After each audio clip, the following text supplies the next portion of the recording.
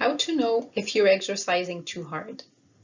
Here are a few examples that would indicate that you are exercising at an intensity that is too high. If you can't carry a light conversation and exercise at the same time. If you experience extreme fatigue that lasts 30 minutes or more after you are done your exercise. Excessive joint pain, dizziness, headache, or nausea as you're exercising. A heart rate that continues to be at least 20 beats higher than your usual resting heart rate after you have cooled down. Some symptoms are normal while you exercise and others are not. If you experience pain or pressure in your chest, arm, neck, jaw, or upper back, if you feel faint or weak and dizzy, if you have palpitations or irregular heartbeats, extreme shortness of breath, or wheezing, you must stop the activity immediately if you have any of those symptoms. If symptoms resolve with rest, you can resume the activity, but go at a slower pace. If symptoms do not resolve with rest, it is a good idea to consult with your primary care provider or go to the emergency if symptoms are very severe. Angina is a sign that not enough oxygen is getting to the heart muscle.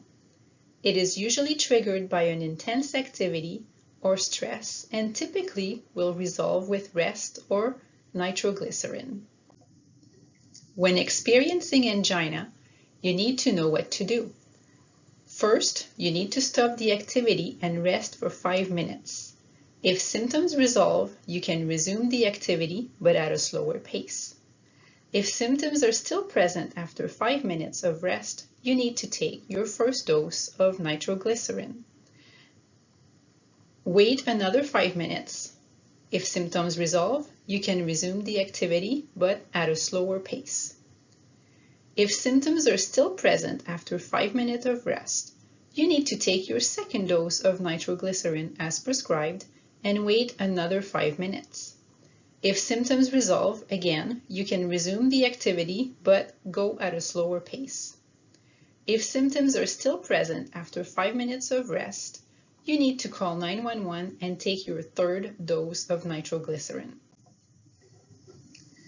There are few things you can do if you experience extreme shortness of breath while you exercise. Slow down your pace, see if that makes a difference. Use the pursed lip breathing technique, and if you have a rescue inhaler prescribed, take it. The pursed lip breathing technique helps you reduce your shortness of breath by emphasizing the duration of your breath out. Pay attention to how long it takes you to take a breath in and try to lengthen your breath out so that it is a bit longer than your breath in. It is important not to force your breath out. Practice this breathing technique at rest when you are not feeling short of breath so that it becomes more natural for you to use the technique in times of need. There are some positions that can help you relieve your shortness of breath. Generally, the positions require you to support your arms either on an object, like a chair or table, or use your body as support, like your knees. Bending forward a little bit will help your diaphragm muscle to do the work it needs to do to help you breathe.